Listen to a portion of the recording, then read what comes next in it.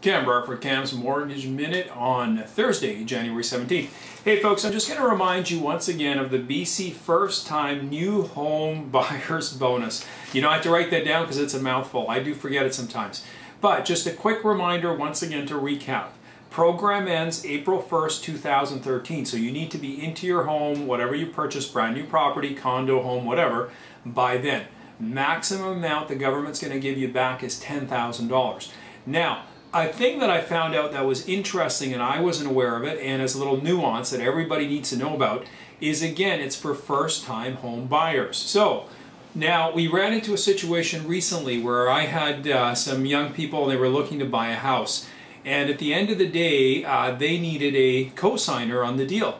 Now the lender that we had gone to had wanted the co-signer to be on title.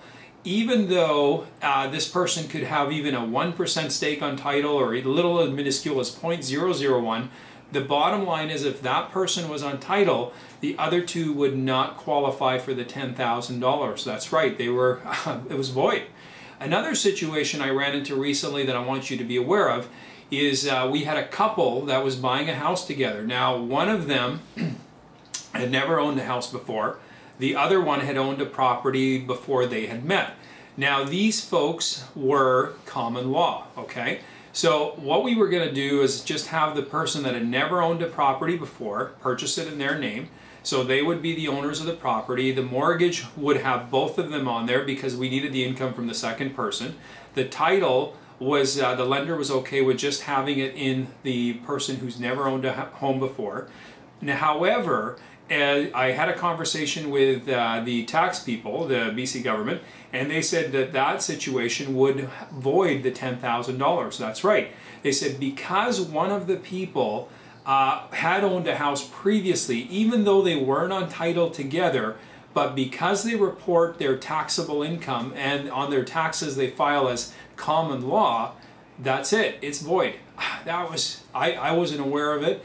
And it's something that we all need to be aware of. So again, if you are purchasing a home, you're a first-time home buyer, you're hoping to take advantage of this $10,000, if you are living common law with someone and that common law partner has owned property before, folks, according to the government, you don't get that $10,000 even if that person isn't on title, they're not on the mortgage, they're not in anything.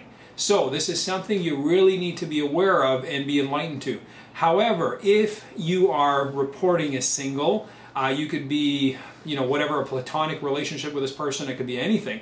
The bottom line is if on your tax returns you're filing as single, not common law, not married, you're good to go. That was, again, information that was quite interesting to me. So just to recap again, up to $10,000 is the maximum you're going to get. April 1st, 2013, the program terminates.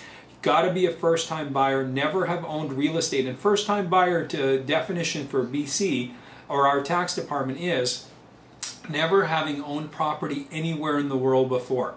That's a pretty broad brush. So again, these are things you need to be aware of because the program is coming to an end.